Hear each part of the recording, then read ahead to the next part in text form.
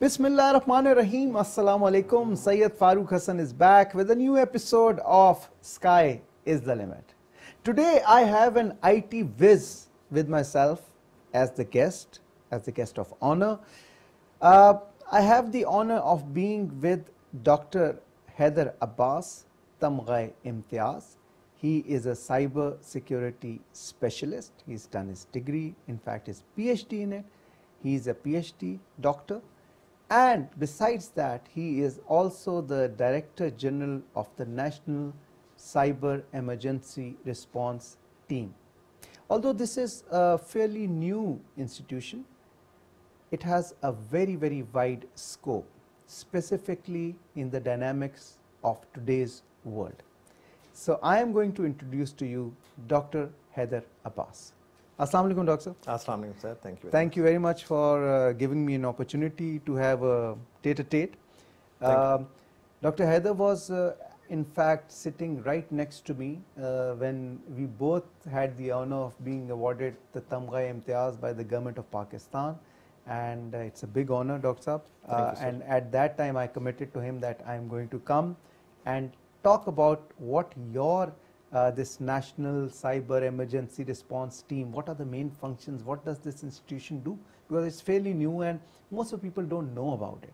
But before going into all that, Dr. I was going through your highly prolific CV, and mashallah, you've taught at NUST also, you've studied abroad, you did your masters also, and then you did your PhD from abroad also, and then at such a young age you came back and you decided to serve back in Pakistan.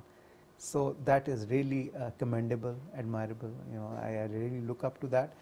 How did this journey of Dr. HAIDER ABBAS start? Where were you born, and how was your early childhood? Thank you, Farooq Bhai. Thank you so very much. Bismillahirrahmanirrahim. So I was born in Multan. Basically, my basic schooling, early age schooling was from Multan. Then I did my bachelor's and master's from Multan. In 2005, I went to Sweden to do the master's degree from there. And during that time, in Sweden, there is a time span when there is always a snow kind of stuff. Yeah. So 4 to 5 months, there is a full snow. So at that time, I used to develop my hobby kind of stuff, that we would say, by testing various kind of tools in the area of cybersecurity, how they function and what are the functionality and these kind of things. So you had a flair for this IT? Yes. Okay. My basic education was the bachelor's and master's was in the computer sciences. Okay. And the master's from KTH was Engineering and Management of Information Systems. KTH is? Is the Royal Institute of Technology, Sweden. This is the top university in Europe, and normally the people call it the MIT of Europe also. Okay. So I did my master's from there. During that time, I took some of the courses from information security area also, because I developed my interest in the expertise or cyber. Yes, because there is always a snow, like 3, 4, 5 months, and you are stuck in your house. It's like dead. You can't socialize. You can't go out. Yes. So we do practice. Do some kind of experimentation using these kind of cybersecurity tools to develop our skill set at that time. Then I was offered a PhD from the same university. It was partially funded from NUST and partially funded from the KTH. And I pursued my PhD in the area of cybersecurity. That was the Swedish government project. The Swedish government actually developed an infrastructure for the communication of their government and private organization within Sweden. So I was tasked to perform the cybersecurity auditing and evaluation of that specific infrastructure. That was their national level project, and I did my research into that. After completing my PhD from Sweden, I came back in Pakistan. There was a kind of, you can say, strong enthusiasm to serve Pakistan, what I have learned during that time. And I joined NUST as an assistant professor. It was November 2010. Since then, I was serving there. In 2012, I went again for the fellowships, and you can say the postdoctoral studies and some of the international certifications. I spent some time at MIT also as a research fellow there. and I did various certifications like certified ethical hacker. And, okay. So yes. you're a certified ethical Yes. hacker also? Yes. That makes you my new best friend. Thank you so much. So, and then some certifications from IBM, also some Stockholm School of Economics. So these were my journey, as you could say, the academic qualifications and the certifications that actually acquired during my studies. But before that's amazing that you've done. But did you have a flair for computers and technology right from childhood, school days, or was it a passion that you developed over time? I developed over the time, I could say. Over time. What did you want to become when you were in school?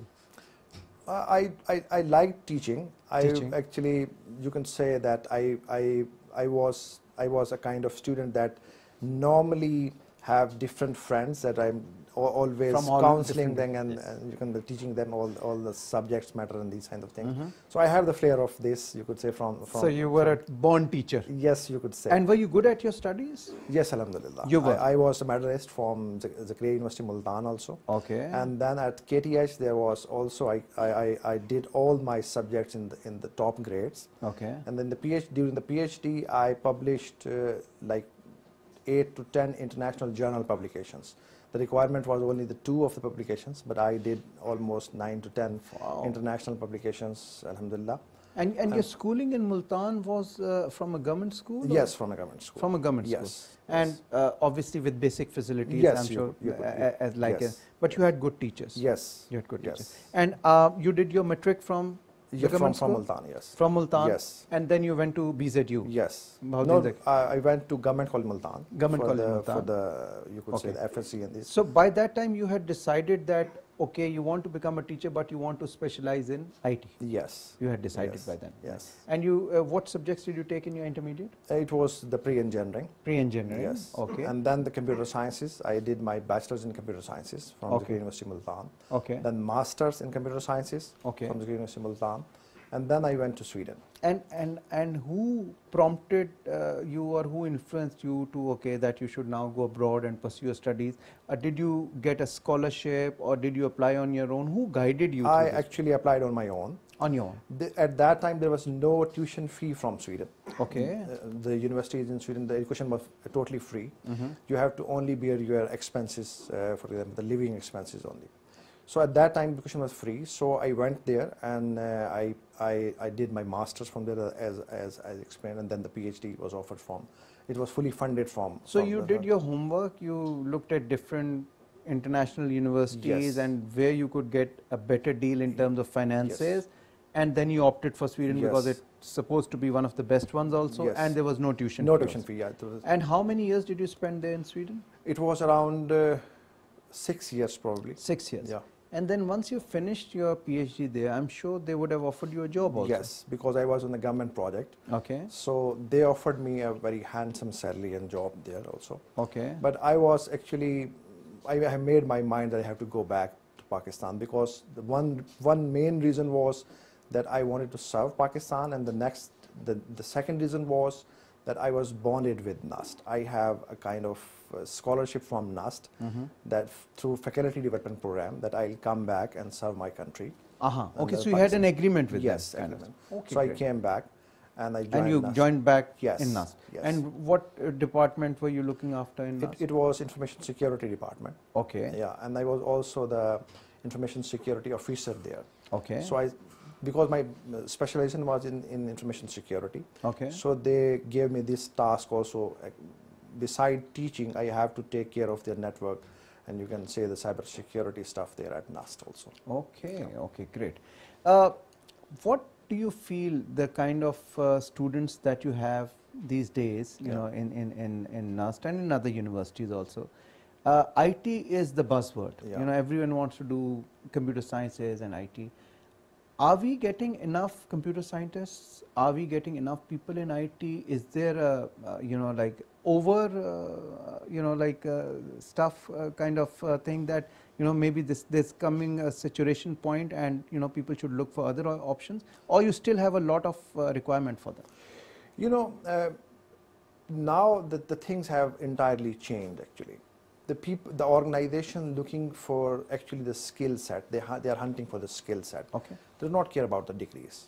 You know, I'll explain later. In my lab, I inducted a 13 years guy. Okay. And he was a very, you can say, very sharp programmer. Okay. We just give School him the going? task. Yes, school going kid. Okay. 13 years old. 13 years old. Only. And he was so good in writing computer programs that we needed him to please write this kind of code that we need to do some kind of cybersecurity. And he did that. And he did it like in minutes, or you And he can was say still in school. Yes, he was still in school. Okay. Yeah. Wow. So now the thing has been changed. The organization is actually looking for the actual skill set that you have. That they do not care about the degrees. As far as the IT graduates are concerned in Pakistan, I believe that, or I think that they need more practical kind of orientation, practical kind of hands-on skills that I'll explain also how we are doing this in National CERT also. So they actually need to inculcate the more skill set into the students so they can have the better opportunities in life. Okay, so you feel that the practical side or the technical side needs to be polished further, and there should be a proper guidance in that respect. Okay, so from NUST to National CERT, how did that come along? I came back in 2017 at NUST, and with full of, you can say, the bundle of the certifications and international recognitions.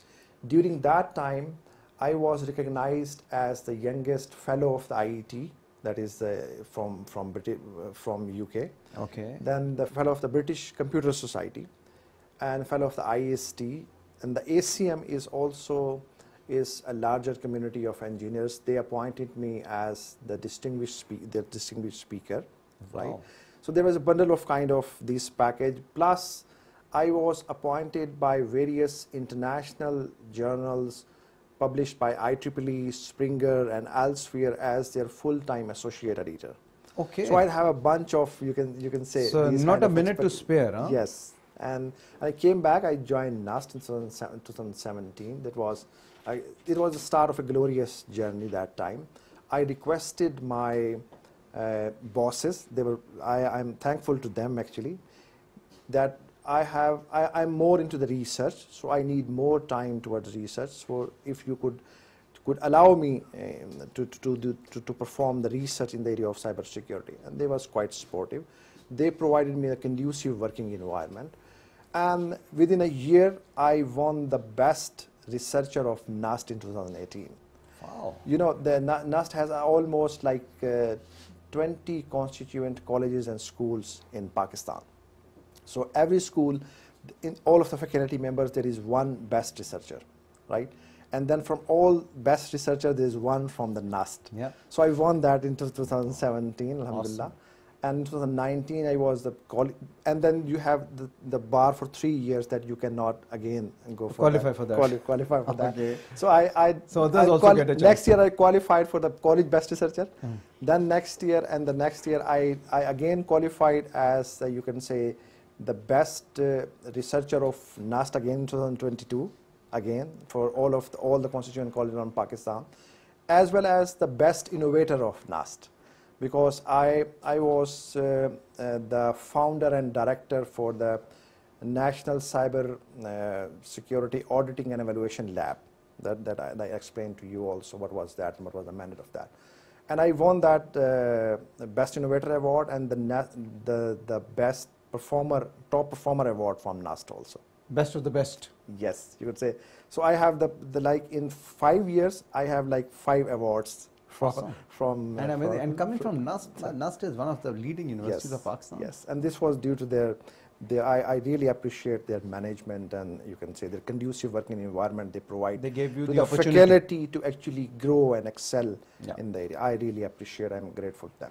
So what I mentioned about this national, I was the founder and direct. When I came back in 2017, there was 18. There was a national level competition announced by the government that we are going to establish the National Center for Cybersecurity in Pakistan. Okay. Like the National Center for AI, National Center for the cloud. The computing. government of Pakistan announced yes, that. Yes, announced yeah. that. Okay. We participated into that, and from all of the, you can say, candidates, from NUST, we won this lab. Okay. And we established this lab at NUST. That was we were mandated by the, you can say, the HEC, or the Planning Commission, in the area of cybersecurity auditing and evaluation.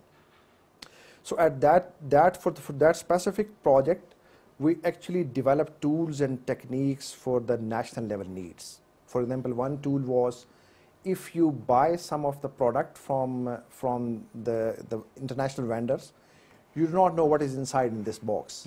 There could be some kind of bugs into that, some kind of backdoor, something.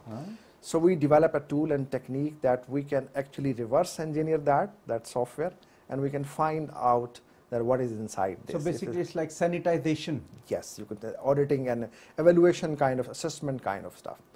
We also developed some tool that, there is always some kind of attacks on our websites. We developed a tool that can actually monitor your website continuously, and if there is some kind of attack, it can actually reinstate the website and generate alerts to the people that are actually handling that website. So these kind of tools and techniques, we also provided services in the area of cybersecurity auditing. If some of the organizations want to access their level of maturity in the area of cybersecurity, we develop tools also for that, for the operating system compliance and these kind of things.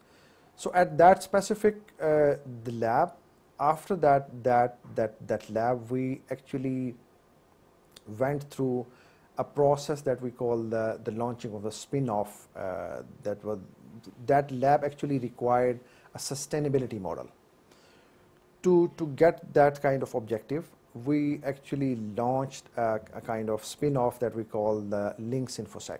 That was a private organization, you can say. NUST allowed us to actually launch this startup as from this lab, and we generated, alhamdulillah, around 40 to 45 million during 1 and 2 years from different organizations by selling products to the international vendors also and the local vendors also, and providing services to different organizations. In that context, I won the Best Innovator of NUST award that I mentioned. So this was the journey at NUST, a glorious journey, alhamdulillah. Then there was, I came to know from one of my friends that the government has planned to develop has launched a project with the name of Cybersecurity for Digital Pakistan. Okay. Right? And they needed the project director for that. It was, at that time they announced. So I applied for that, went through the whole process, and I got selected in 2000. And I joined in July 2023 for this specific post. Okay. So this was the project, and it was called the phase 1. Phase 1 is actually, now I'm moving towards this national CERT kind of stuff, if you allow me. Yeah. So this was actually the transition phase, and the objective of that project is actually to develop the basic infrastructure and all the mechanisms that is required to set basis for a national CERT, that is the National Cyber Emergency Response Team, or the National Computer Emergency Response Team. This is actually, it is mandated by the PICA Regulation 2016. Also, the Government of Pakistan, the Cabinet Division, approved the National Cybersecurity Policy, that is 2021. Okay. Right? So on the basis of that, this national CERT, this project was actually declared officially this year March as the 2024 March this year as the National CERT of Pakistan. So something about CERT, the background and before we go into CERT, Dr. Saab, I'll take a short break. Sure. So a lot of technical information also, but look at the accolades and the achievements that Dr. Haider Abbas has, mashallah, accumulated, gathered over the years. Sheer brilliance, lot of hard work, focused approach, and that's an amazing way to go about. We're going to take a short break. We'll be right back after.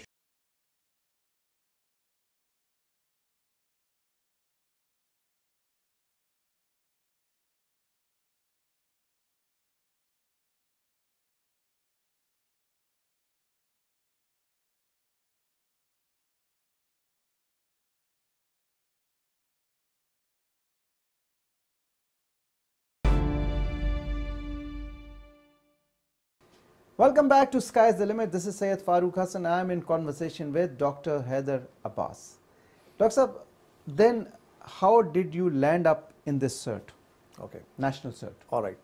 So during my tenure at NAST, actually I realized many kind of things that I made my mind that if Allah Almighty provides me some kind of opportunity, I'll work for my country on these specific areas that I identified actually. And this was the best opportunity for me actually to lead the national cert of Pakistan. So this was your payback to Pakistan. Yes. So about the CERT, what is national cert? What does it stand for? What's the scope? CERT is actually, it was the Carnegie Mellon concept. It was the first computer worm that was the Morris worm in 1988. And the government of the US government actually established a kind of CERT coordination center at University of Carnegie Mellon in US. And they have the royalty on all the, you can say, of this CERT in the world. Okay. Then they actually register different organizations with them, and they empower them to establish their own kind of CERT in their organizations. So the basic idea is from there. And the objective of CERT, or you can say the mandate of CERT for any country, is to actually look after the cyber frontiers of their country, to develop the incident response mechanisms, to develop the expertise to educate the people, right? To develop their own indigenous technologies in the area of cybersecurity, national and international collaborations, right? And you can say in terms of forensics, hardware and software screening of the products that they acquire, right? So this is the whole mandate of you can say NAS for the CERT for any country. Specifically for Pakistan, if we talk from this project when it was declared as the NAST as the CERT, we had the mandate of you can say incident management in Pakistan, cybersecurity incident management, cybersecurity awareness and education for the government and private organization and all the Pakistanis, you could say. Then we have a mandate of you could say developing the local indigenous technologies, tools, expertise, right? Then we have the mandate of doing the coordination among all the stakeholders in Pakistan, right? And also to collaborate with the international organizations, right? This is also the mandate of CERT. Then you could say there was another important aspect of we call it a supply chain attack. For example, we procure, as a Pakistan, we are the technology consumers. Yeah. We're heavily reliant on different kind of software and hardware tools. Imported and technology. Yes, technologies that we got. So we do not know what is inside these. How is it bugged? Yeah, how lethal it could be, what could be the issues, right? And matters of national interest. Yes. So the hardware and software screening kind of stuff is also our mandate. That's also your mandate? Yes. Okay. Yes. All right. And you can say the auditing and evaluation and compliance of cybersecurity mechanisms. Overall? Overall. But what is the condition of national cybersecurity in Pakistan right now, before we go into what your authority does? Yeah. The situation is actually we have national cybersecurity policy released in 2021. Okay. Right. After that policy, we actually need a kind of coordinated strategy from different kind of stakeholders and different kind of organizations to actually comply these cybersecurity policies, different mechanisms to different organizations, or even all the organizations in Pakistan. So the situation is that the Pakistan having reliant on, as I mentioned before, this foreign technology, then there is a lack of awareness, education of the people. We have you can say, social media bombardment in different kind of tools and techniques that they have to get the information from the people, right? So we as the national CERT actually has to see that what is going on in the area of cybersecurity, right? What is the data being generated from different kind of organizations? For example, if you look at the human life or the normal Pakistani's life nowadays, we could see that we are heavily dependent on different kind of gadgets that we have in our hand, right? And it has a lot of kind of sensors, right? And these sensors actually coordinate with each other. Okay. So smart environment means you can perform your work more efficiently. Organization has also digitalization. The government of Pakistan, you could say, digital Pakistan initiative, Yeah. PITB's initiative, NITB's initiative, digitalization of all the countries and all the processes. So starting from individual organizations and the country, we're heavily dependent on these kind of infrastructures. Where we do not actually produce most of the infrastructure, we do not actually fully develop these technologies. Yeah. Right? So we are dependent on the vendors, that the foreign vendors, you can The say, imported technology. yes, as and you call it. very small portion of the local vendors, we could say. Fair enough. So these technologies and the dependence and all the stuff, and you can say it is open to the all. It's open to the world, right? You have different state-sponsored actors that are after you. There are different kind of social media campaigns, misinformation, disinformation kind of stuff Then we going. have enemies of the state. Yes, geopolitical kind of significance of Pakistan, right? And then we can see that this kind of infrastructure that we have in Pakistan, mainly, where we actually have to see that the data generated from this kind of organization of all digitalization, the localization of data that need to be done. The data generated from Pakistan need to be resided in Pakistan. It again requires different kind of infrastructure, and you can say the heavy investments in Pakistan, right? Then you should have the data centers to keep these kind of data in Pakistan that we generate. So these all things actually makes the environment more kind of complex environment and very vulnerable, you could say, where you do not know what are the backdoors. You do not know what is technology, what data is being sent to what organization, something like that. So you need a kind of organization that is responsible for the governing of the compliance of the cybersecurity strategy, as I said, cybersecurity compliance and controls into the organizations and even to the individual, to guide individuals that what could harm you and your organization and your country if you do not have some kind of specific security mechanism installed into your mobile phone, Okay. or maybe onto the devices. Makes So absolute this sense. is, and the data, we know the data is a new oil, right? It's new oil. It's something that the data is actually governing the economies, the national economies, and all that stuff. Future right? is data. Actually. Yes.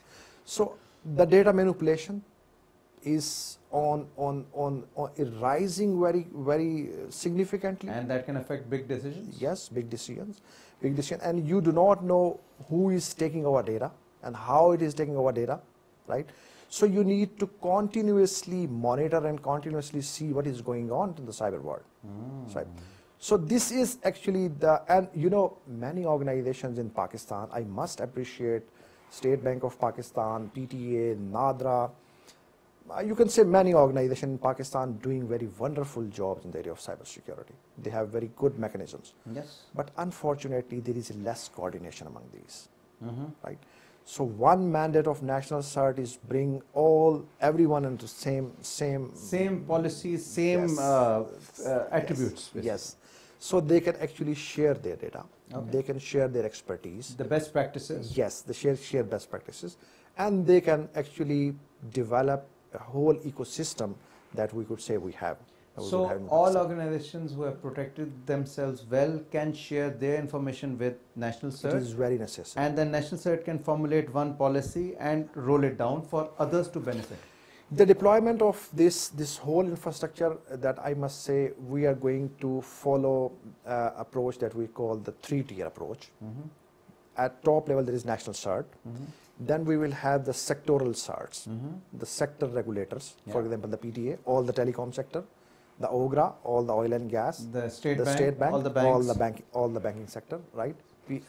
Similarly, so these guidelines should ideally be coming from you, rolled on, rather than indigenous that every company makes its own. Yes, from national CERT, taking guidelines from national cybersecurity policy, converting into the national strategy for the coordinated effort that every sector in Pakistan could follow the same harmonized mechanism. Right?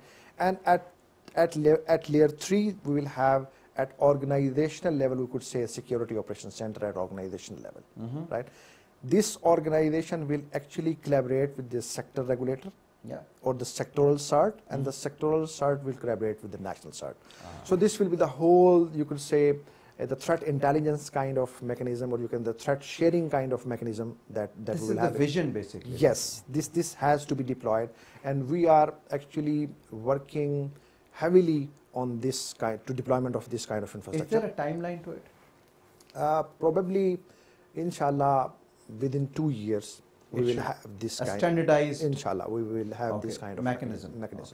So the challenge for this whole mechanism is, we actually, when I joined National CERT, I actually launched a kind of gap analysis strategy. That I wanted to know which organization in the area of cybersecurity stands at which level.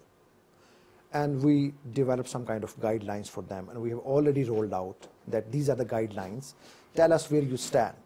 You might stand at level 0, level 1 to 5, for example, where you stand. For example, you do not have anything. You have the basic policies and procedures. You have the cybersecurity controls deployed. You have international certification, the local certification, the cybersecurity. So in this specific context, we actually gauge where some organization stands. Fair enough. So after performing this gap analysis, we are in the process of developing guidelines for all the levels for different organizations. Okay. Your organization does not have anything, no problem. This is the guidelines. Please follow these guidelines, right? And we will give you the time, for example, 3 to 6 months, a year, and we'll come back to you, and we will actually assess the capabilities if you have actually deployed these kind of things or not. And for the other organizations that have actually developed these kind of mechanisms and expertise, please come join hand with us, and we help other organizations to build, to develop these kind of infrastructure. So this is the whole ecosystem that I'm trying to build in Pakistan, inshallah. And I think if I will be succeed, this will be I'm a happy man. Wow. This would be a great success, this inshallah. national CERT, right now, it's not an authority, right? No, it's not. Is it going to become one? Yes. Because, you know, the national CERT is a kind of, currently it's the PSTP project funded by the Planning Commission through Ministry of IT. It's like a regulator. Can you? Not, currently not, it's not regulator. Currently not. It's not regulator. And it is being executed by the NTISB at the cabinet division currently. So with the passage of time, when we will acquire and we will develop these kind of technologies here in National CERT, we will have all the labs, the forensics lab, as I mentioned, and all the screening, hardware, software screening labs, and threat intelligence mechanism fully deployed. Then we will move towards the National Cybersecurity Authority in Pakistan. So that will take some time. It will take probably 1.5 years, maybe 2 years. And how do you collaborate? Because as a layman, I'm saying, we have FIA cybercrime, then we have a cybercrime agency, then we have National CERT. Is there any kind of coordination, collaboration between all these cyber crime related agencies, or do they operate independently? No, it is very much needed, and it is very much required to collaborate with all of the organizations. Yes. So let's see cybersecurity and cyber crimes. So cybersecurity is kind of proactive mechanisms that how you protect your digital assets. Cybercrime is more towards, you can say, execution of the prosecution and these kind of things. So any cyber incident can become a cybercrime. But first is the cyber incident, right? So first is the cyber incident, so National CERT will be the first respondent to that incident. right? And then we can collaborate with the FIA and other organization that this has become a crime, now you have to proceed. So you will be the first the stop legal, shop. yes, we will the first responder to any kind of cyber incident that happens in Pakistan. Oh, okay. That's amazing. Yeah.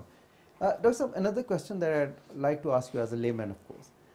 There are a lot of sometimes local or international hackers who manage to infiltrate different websites, whether they are national institutions or private big firms, and then they obviously have malafide intention, or they have a certain mandate or an agenda that they want to drive through it. Now, in the past, obviously, I'm sure I've heard of a lot of instances where they were thwarted, these incidents. But a lot get successful also, and like the website is down. Sometimes national Yes. institutions. What does National CERT do to protect them, or once they've been attacked and the attack is successful, to get them back? Okay. There are two types of organizations in the world. One, that they know that they have been attacked, and the other one they do not know. They don't know that they've been Yes. attacked. Achha, you have organizations like Yes, that also? Yes. Okay. So the thing is that you can say in the area of cyber world, there are some kind of covert mechanisms that you can say the malware actually can reside onto your systems for a so long time. Dormant. Dormant kind of stuff, and waiting for some kind of command or to the time span to be activated, right? So, and this is the situation in Pakistan also. Many of the website that is the basic thing that the people actually first attack, the first phase, the first public facing is the website. And it's not a kind of, you can say, lethal kind of stuff but it is a kind of reputational loss, right? They attack the website and they actually deface it. So we have developed a mechanisms, we have developed a kind of reporting channel at NAS, at National CERT, that people, any kind of incident can instantly be reported to the NAS, to the CERT, and this CERT will actually respond to that specific event in the context that we will analyze. They will analyze the severity, they will respond to it, and they will actually give guidelines that how this kind of specific attack could be handled. Also, there is kind of, you could say, as I mentioned before, some of the organization has also deployed a kind of mechanism that we call a cyber guard. This kind of software actually continuously monitors your website, like the Cloudflare, and actually sanitize the traffic that is being transmitted to that specific website. And in the event of, you can say, attack, it can reinstate the website. So at National CERT, we have developed a kind of full methodology or procedure that can help different organizations that in the context of this kind of attack, how this could be handled. Yeah. Okay, all right, great. Is there any mechanism in place to identify the potential future computer scientists, groom them? You have a wealth of knowledge, and obviously you are now putting it to practical use also. And as you mentioned that you have a lot of a skill gap in this field, and there are a lot of educated people, but they don't have the relevant skill set, and future is skill set. So are you doing anything to promote or to inculcate that skill set in the youngsters and give them the proper guidance? Yes. So one idea that I conceived was to launch National CERT Cyber Campus program. Okay. This program is actually, we are going to sign MOU and collaboration mechanisms with different top universities in Pakistan. Also with the top giants in the area of cyber security, different kind of vendors like the Fortinet, the Casper, and these kind of organizations in Pakistan. Bring them all on the board, right? So we have this kind of consortium.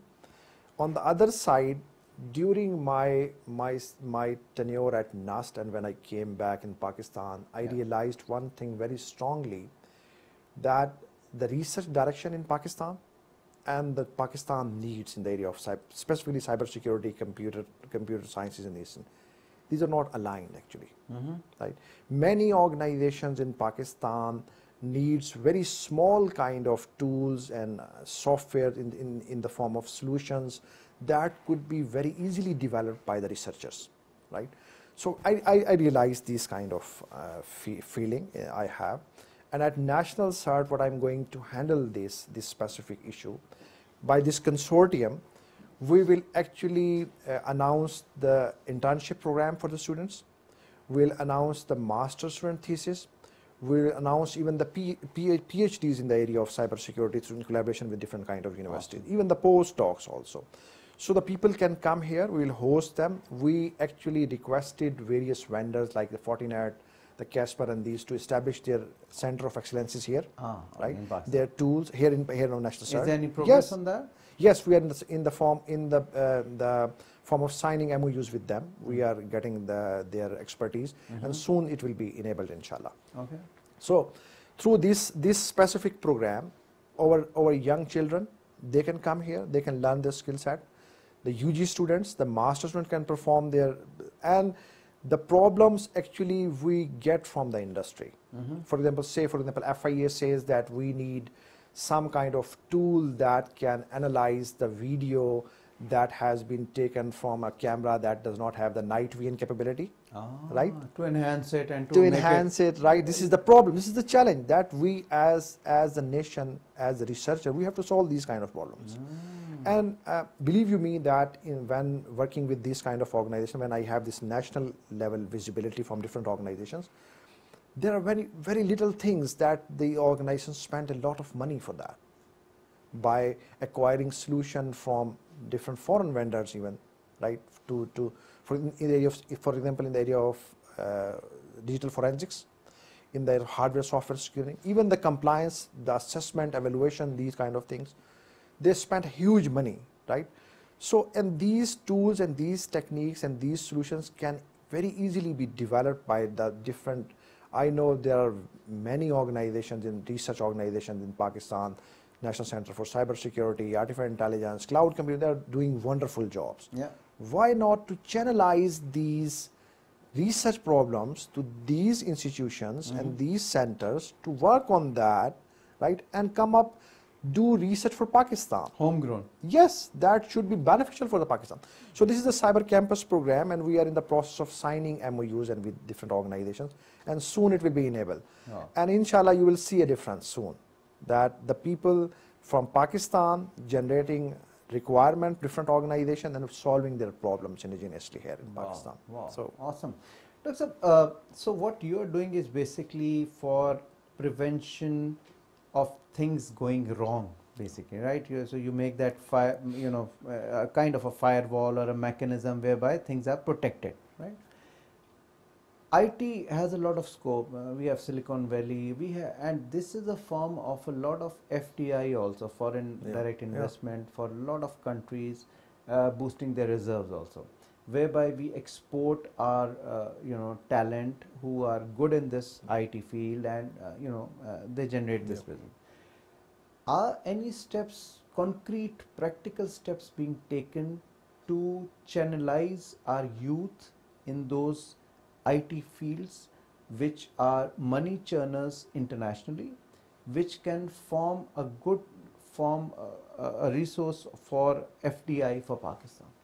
So this is very close to my heart, and the Cyber Campus, as I mentioned, we are going to develop a center of excellence here with the help of different foreign vendors, you could say, or developing some kind of you can say environment here where the youth can actually learn the skill set that is required internationally, right? So also we are going to provide them, a conducive environment where they can actually launch their own spin-offs, right? Okay. In the area of cybersecurity, in the area of IT also. And at the government level also, I would see that the government is also doing some kind of SAFC. I must appreciate their efforts also to do this kind of FDIs that they can get in Pakistan.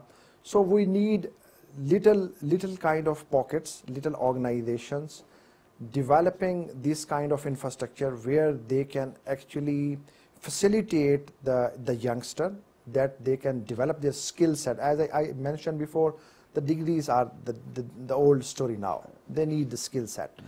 If we have these kind of tools from different vendors, we develop some kind of center of excellences, when the student has to go to the market, before that he's actually trained. For example, I announced an internship in the area of cybersecurity where the actual tools being used in the organizations are here deployed in the national CERT. And before going to the market, they are actually trained into that. Right? So they are actually tech savvy. Yeah. They actually know what is going on, right? And we actually got the problems from the industry and from the academia and from the government sector to actually solve this problem into this kind of cyber campus program. So this kind of small initiative by different PTA is doing good, State Bank is doing good, they are doing good, but there should be some coordination. Some coordination, right? and collective wisdom should, yes, sustain. should be there to sustain this. Okay, great. What is the sustainability of this cyber security in Pakistan? Yeah. Okay, so our plan is, our idea is that we will actually accredit different private sectors organizations, because private sectors are doing wonderful job, right? And they are actually driving this whole, you can say, the cyber security mechanism. So we will accredit those organizations as the cyber security complier, for the compliance, and also for the auditing purposes, right? So for that specific purpose, we will accredit them, we will register them. For example, some of the organization in Pakistan need some guidance. So we can say these are our accredited list of organizations in Pakistan. So you can have a direct contact with them and you can do the compliance, right? And we will monitor this. And similarly for the auditing purposes, because you know the cybersecurity, the continuous process, is not a one-time game. You have to continuously monitor, continuously develop, and continuously be in the race, right? So for the auditing purposes also, we will also accredit the organization, and we will develop a national kind of auditing program for the different organizations in Pakistan. Okay. Right. Okay. And we will continuously monitor, evaluate, and assess these organizations, and we will develop some kind of sustainability plan incorporate some kind of sustainability plan into that. That we will have some kind of minimal fee that could actually sustain the national CERT. So this is the actual idea that how we proceed further. Dr. Haider, having been educated your early school days from a government school with basic facilities, then rising up to the level of getting a PhD from abroad, and then being awarded Tamgha Imtiaz by Government of Pakistan, how does it feel? I mean, I feel that if you have two things in life, that you can achieve anything. One, with the honest kind of intention that you want to proceed, and the hard work. Okay, so your intention should be pure. Yes. As they say in Urdu, that niyat sahi honi chahiye. Yes. And the other thing that you're saying is that you should be focused and honest. Yes, and honest. You can achieve anything. Anything in life. Yeah, and I'm sure that's your message for the Pakistanis and youth also. But anything in specific that you'd like to say to the youth of Pakistan? Yes.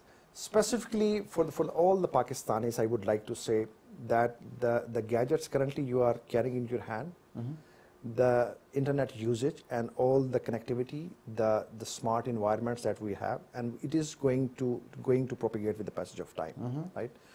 So you being the single entity having this kind of gadget is actually the part of this whole ecosystem that we call the cyber world, right?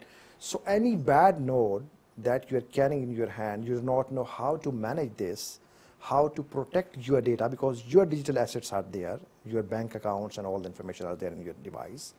If you do not know how you can protect this for yourself, even your device and your, you can say, this mechanism could be used to launch attack to different organizations in Pakistan also, or even some of the foreign organizations also. Okay. So the education awareness of this whole technology giant, how to protect your digital assets for yourself, for your organization and your country, it is very important. You should have that basic know-how at least. This is a dangerous thing that you're carrying. It has multiple uses, so don't just consider, don't be a naive person. I must say it is a spying device that you are carrying, That's another way of putting it. Yes. But thank you so much, Dr. Haider. My pleasure, I sir. appreciate your time, Thank you. and you've been very kind, and I wish you all the best, and I wish all the best for this national cert also, to become an authority and implement and execute whatever that you've just mentioned, because that is very essential for our country and our country's cyber security. Viewers, with this we come to the end of this program, this episode of Sky's the Limit. Inshallah, I will see you with another guest in another program. Till then, Allah Hafiz.